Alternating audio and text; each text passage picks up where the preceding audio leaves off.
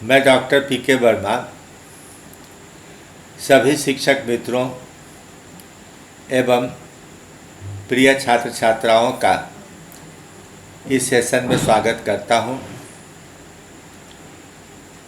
Biotechnology के पिछले 3 session में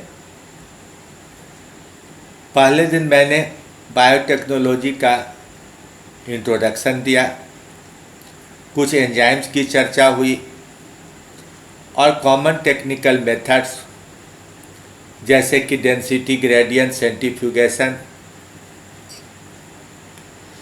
अल्ट्रा सेंट्रीफ्यूगेशन और इलेक्ट्रोफोरेसिस की चर्चा हुई।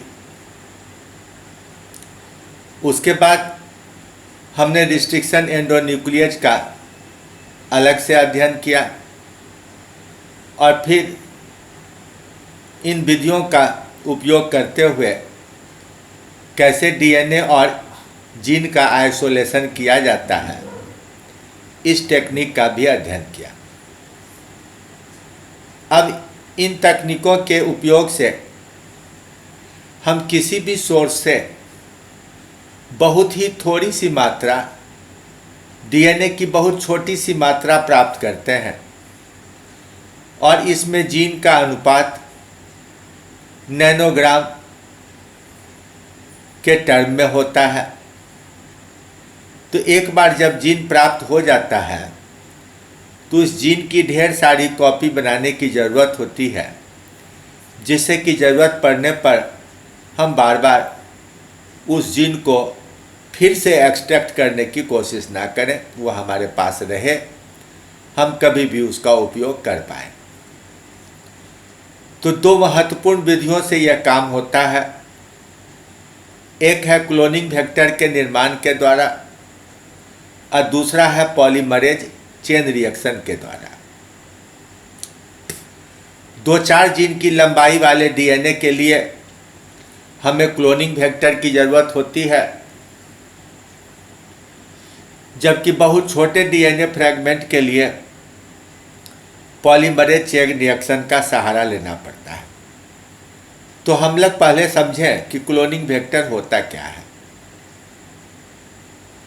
तो क्लोनिंग वेक्टर भी अपने आप में एक डीएनए है, छोटा से छोटा डीएनए जो किसी होस्ट सेल में रहकर अपनी संख्या तेजी से बढ़ा सके। आमतौर से इसके लिए हम लोग बैक्टीरिया का सिलेक्शन करते हैं। बैक्टीरिया में मुख्य क्रोमोसोम के अलावे कुछ प्लाज्मिड्स होते हैं जिनका रेट ऑफ रिप्लिकेशन काफ़ी ज़्यादा होता है। तो उस प्लाज्मिड में अगर हम बाहर का कोई जीन डाल देते हैं तो उस प्लाज्मिड के डिवीजन के साथ साथ हमारे डाले गए जीन का भी कॉपी बनता चला जाता है। तो इस तरह से मुख्य डीएनए जो प्लाज्मिड है वह एक वेहिकल, एक सवारी का काम किया और उसमें जोड़ा हुआ बाहरी जीन यानी डीएनए इंसर्ट या रिकम्बिनेंट डीएनए उसके हर एक डिवीजन के साथ अपनी कॉपी का निर्माण करता चला गया। तो बैक्टीरियल प्लाज्मिड का हम लोग उपयोग जीन की कॉपी बनाने के लिए करते हैं, तो उसे हम लोग क्लोनिंग वेक्टर कहते हैं। लेकिन अगर बैक्टीरिया में ही किसी प्रोटीन, एंजाइम या हार्मोन का निर्माण कराना होता है तो हम उसे एक्सप्रेशन वेक्टर कहते हैं। तो एक्सप्रेशन वेक्टर का अगर निर्माण करना होता है तो हमें ज़्यादा सावधानी बरतने की ज़रूरत होती है। अब वेक्टर के निर्माण के समय या प्लाज्मिड के मॉडिफिकेशन के समय कुछ विशेष बातों का ध्यान रखना जरूरी होता है। इस प्लाज्मिड में अपना ऑरिजिन ऑफ रिप्लिकेशन सुरक्षित रहना जरूरी है, क्योंकि रिप्लिकेशन का प्रारंभ इस विशेष बिंदु से होता है, ओ साइट पर से प्रारंभ शुरू होता है। अगर यह डैमेज हो जाए तो डीएनए का रिप्लिकेशन नहीं हो पाएगा, क्योंकि सारे बैक्टीरियल डीएनए एक ही जगह से विभाजन करते हैं, यानी कि एक ही इकाई, एक ही रिप्लिकॉन के रूप में वे काम करते हैं। दूसरी बात कि इसका रिप्लिकेशन रेट हाई होना चाहिए। सेल डिवीजन से इसका सीधा कोई रिश्ता नहीं होना चाहिए। जब बैक्टीरिया का मेन क्रोमोसोम डिवाइड करता है तो सेल 1 से 2 हो जाता है। उस समय प्लास्मिड का डिवीजन जरूरी नहीं है, लेकिन बाद में जब बैक्टीरिया का ग्रोथ और डेवलपमेंट होता है तो उस समय अगर ये 2-3 बार डिवीजन कर जाए, प्लास्मिड 2-3 बार डिवीजन कर जाए, तो एक बार डिवीजन से 2 कॉपी, दूसरे डिवीजन से 4 कॉपी, तीसरे डिवीजन से 8 कॉपी बन जाएगा। तो इस तरह उससे जुटा हुआ जीन का भी 8 कॉपी बन जाएगा। इसलिए उसको ऑटोनोमसली डिवाइड करते रहना चाहिए। अब उस होस्ट सेल के अंदर, यानी बैक्टीरिया की उस विशेष प्रजाति के अंदर 2 विशेषता होना जरूरी है। वह ट्रांसफॉर्मेशन कर सकता हो और दूसरा उसमें बाहरी जीन जुट सकता हो। तो प्राकृतिक रूप से 3 ही स्पेसीज है, स्ट्रेप्टोकॉकस न्यूमोनियाई, बैसिलस सबटिलिस और हीमोफिलस इन्फ्लुएंजाई, जिसमें ट्रांसफॉर्मेशन रिएक्शन होता है। लेकिन लेबोरेटरी में हम इस्चेरिचिया कोलाई को होस्ट सेल बनाते हैं, उसे ट्रांसफॉर्मेशन के लिए हम लाचार कर देते हैं।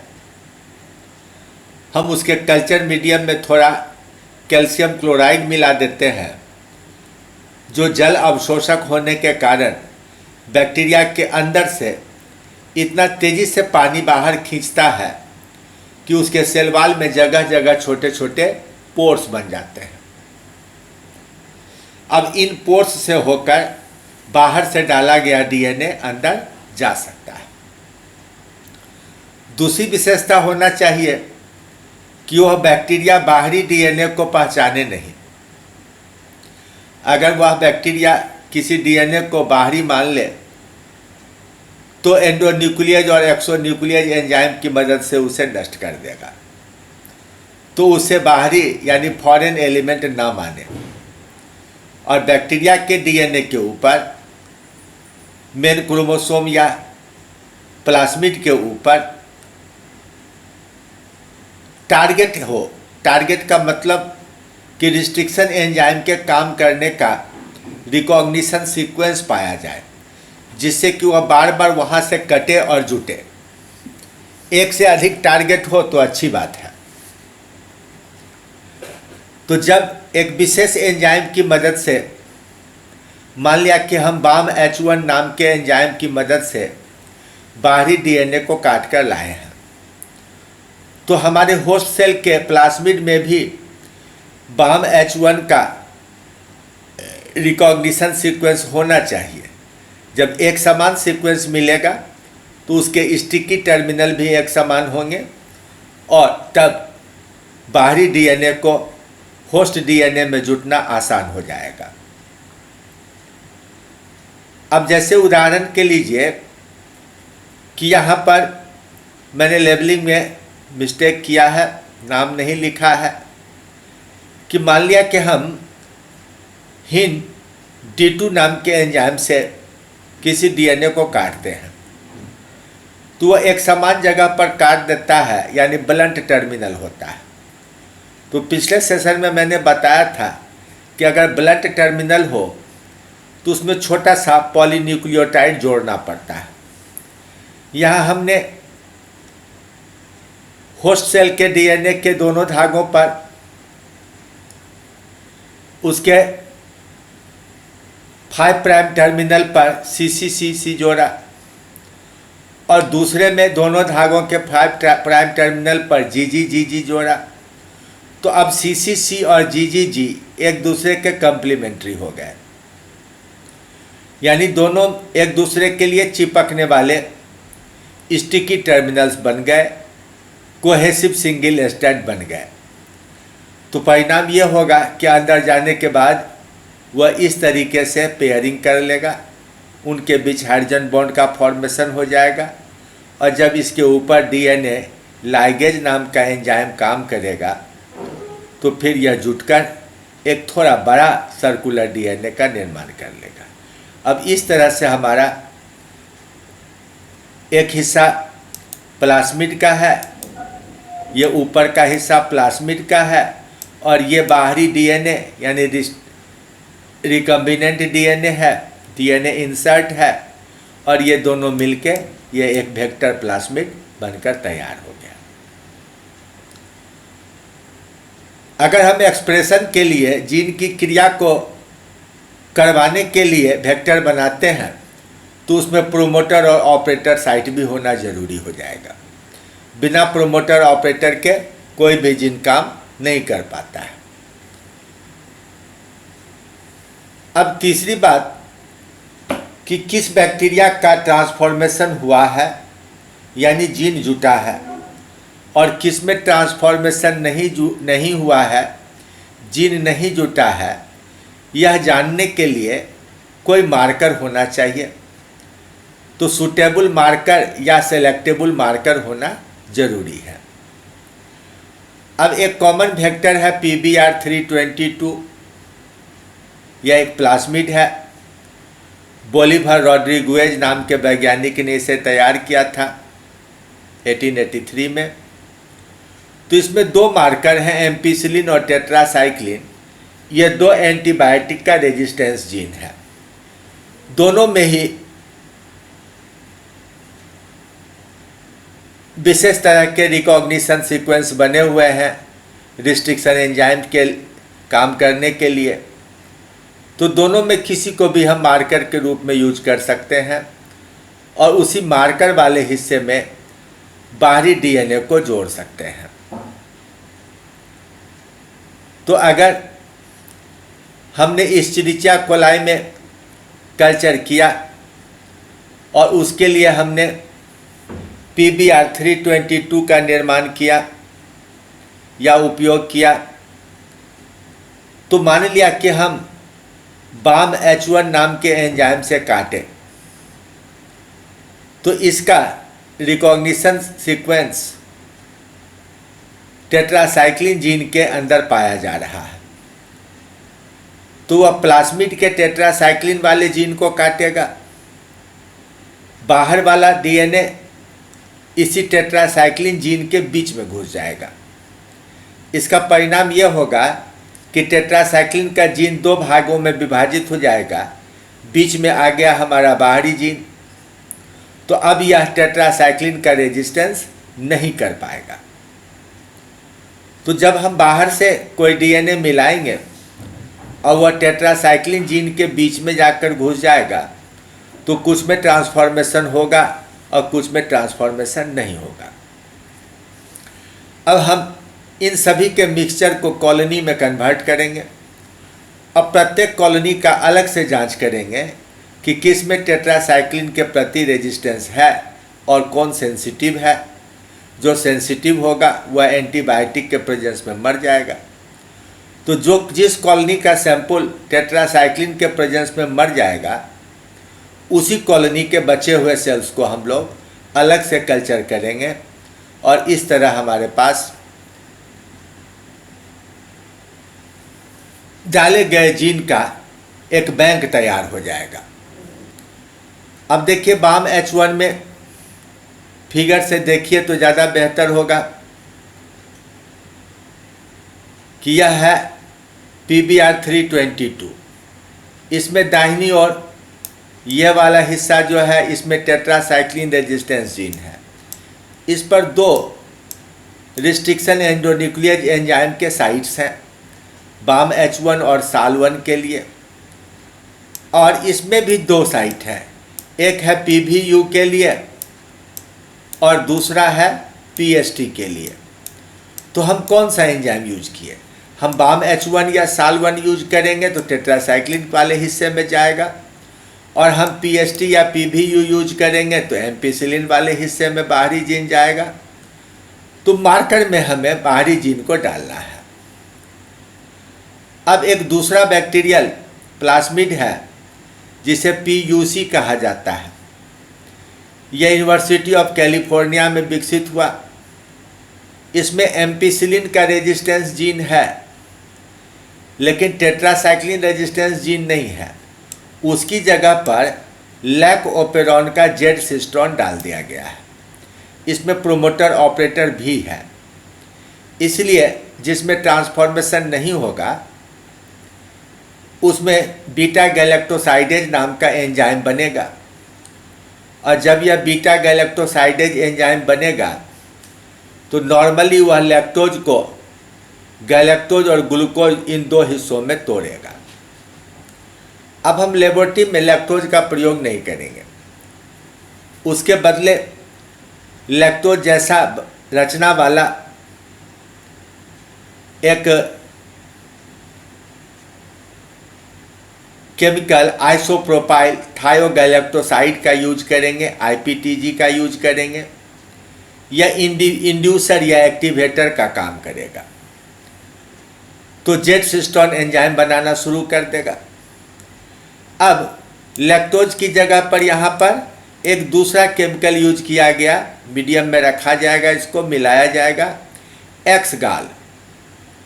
इसका पूरा नाम है 5-ब्रोमो 4-क्लोरो 3-एंडोलाइल बीटा डी गैलेक्टोपाइरेनोसाइड।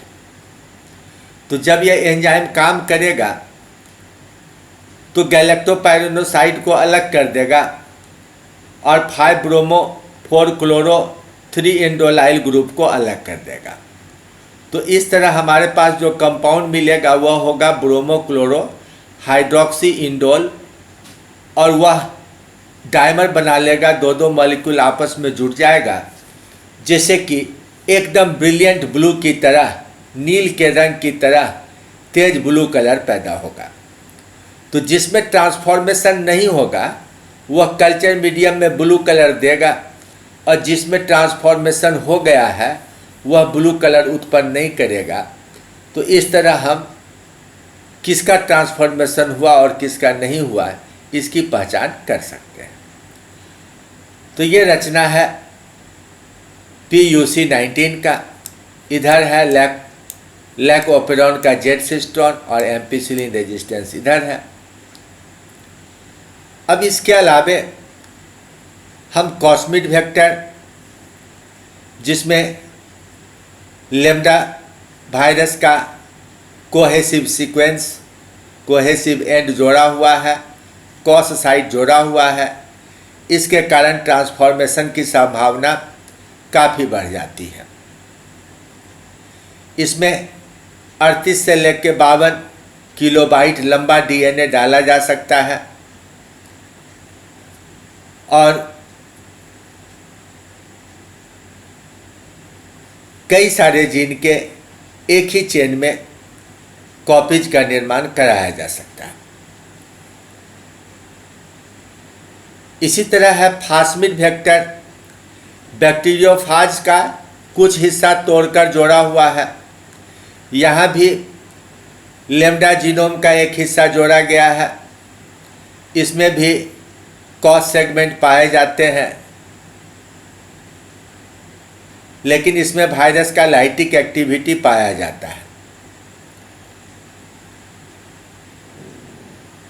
फास्मिड के अलावे प्लांट में उपयोग में आने वाला एग्रोबैक्टीरियम ट्यूमिफेसियंस और एग्रोबैक्टीरियम राइजोजीन नाम के बैक्टीरिया को वेक्टर के रूप में यूज किया जाता है। इनकी मदद से हम फ्लावरिंग प्लांट के रूट में ट्यूमर क्रिएट करके बाहरी जीन को पहुंचा सकते हैं, लेकिन यह सिर्फ डायकोटिलेडनस प्लांट पर काम करता है, मोनोकोटिलेडनस पर इसका प्रभाव नहीं होता है। इसी तरह से बैक्टीरियल आर्टिफिशियल क्रोमोसोम है, बॉक्स है, इनमें एफ प्लास्मिड का उपयोग किया गया है। एफ प्लास्मिड में अगर हम बाहरी जीन डाल देते हैं F+ में, तो F+ अपने साथ पलने वाले सारे F- को F+ में बदलते चला जाता है। इस बात की जानकारी के लिए आपको बैक्टीरियल जेनेटिक्स अलग से पढ़ना होगा।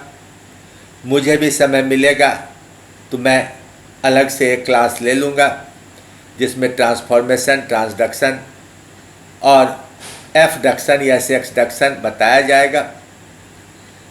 इसी तरह से ईस्ट का भी आर्टिफिशियल क्रोमोसोम याक बनाया जाता है।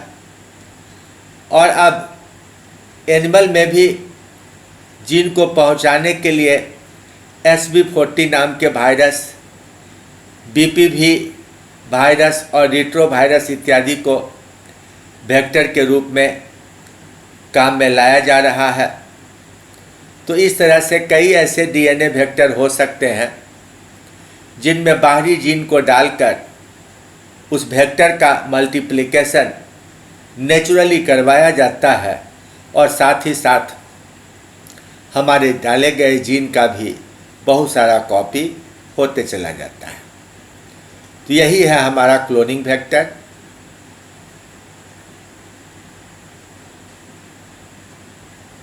तो इतनी बात की जानकारी के बाद अगली बार हम लोग देखेंगे कि पॉलीमरेज चेन रिएक्शन क्या होता है, कैसे उसके द्वारा भी जीन की कॉपी तैयार की जाती है। Thank you very much.